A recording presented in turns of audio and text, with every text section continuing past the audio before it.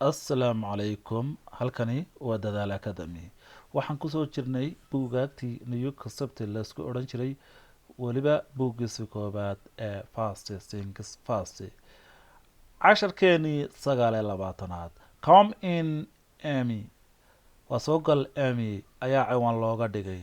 Mr. Jones iyo waxaa hadli doonaa Mrs. Jones iyo Amy ayaa hadli doonaa.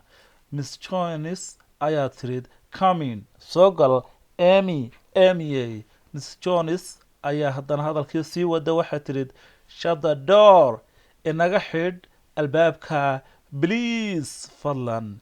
Miss Jones iyadoo hadalkii sii wadata waxay tirid this bedroom is qolkan hurdadu very untidy aad ayuu isugu dhex daadsan yahay. waa qol isku dhex daadsan.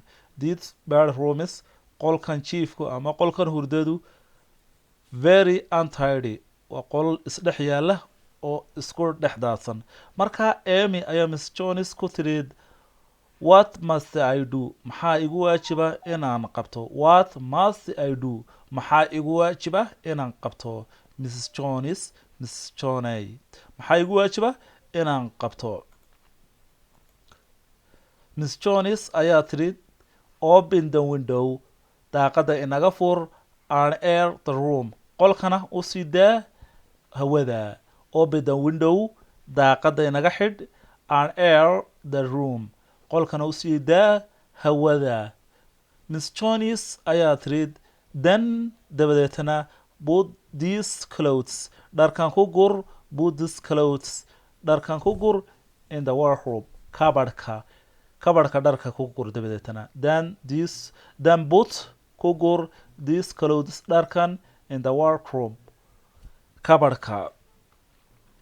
dabadeetana waxaad samaysaa then make hagaaji the bed sariirta hagaaji. make maaha samee maaha waa hagaaji markan ayay ugu jirtaa.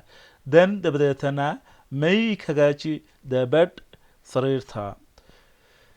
Miss Jones ayaa iyadoo hadalkii sii wada waxay tirid daskaree the dressing table tawaleedka ama miiska la isku daawadee badanka lagu labisto miiska labiska.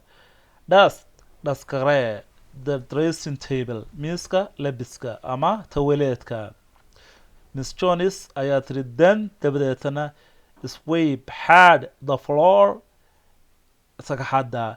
then dabadeetana sweep hard the floor sagxadda.